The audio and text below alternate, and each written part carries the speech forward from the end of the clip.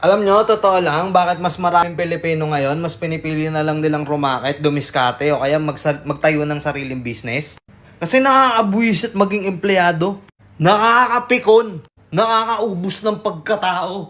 Sipin mo ginastosan ka ng magulang mo mula preschool hanggang mag-college ka, tapos halos 100,000 na yung ginastos. Yung iba nga sa mga matataas na klase pa ng college pinasok Sa mga matataas na klase pa ng university. Di pa yon yung mga nagastos mo sa mga projects mo. Ang laki! Tapos ngayon, nakagraduate ka na, mag-a-apply ka ng trabaho ngayon. Ang kailangan sa trabaho, kailangan bachelor's degree ka. Tapos putang ina, sahod mo 350 pesos. 350 pisong putang ina. Anyway, syempre, kailangan mo ng trabaho, kailangan mo ng experience. Pasok ka ngayon. Papasok ka ng late kaltas. Undertime ka kaltas. Tapos mag-OT ka. Thank you. Wala man lang welcome.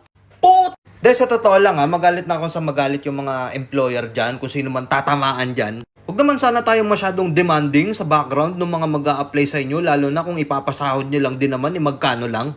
Oo, nandun na tayo, yung ibang mga business dyan, hindi pa ganun kalaki kumita. Pero sana man lang, yung requirements nyo, hindi naman sana pang astronaut na yung kailangan ng requirements. Tapos ipapasahod nyo 350. Itong video na to, mga empleyado dyan, magising-gising kayo. Tapos yung effort nyo sa pagtatrabaho, bonggang-bongga, pukin ang inakala mo, tagapagmana kayo ng kumpanya.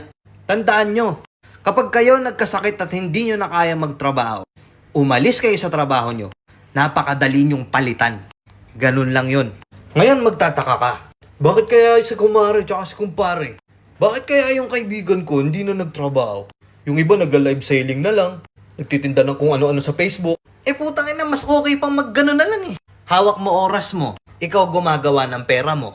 Pag may emergency ka, hindi mo kailangan magmakaawa sa kung sino mang Poncio Pilatong manager dyan. O kung sino mang bisor dyan. Na pahirapan pa bago ka payagan. Na humingi ng isang buong araw na pahinga. Galit pa sila sa'yo niyan.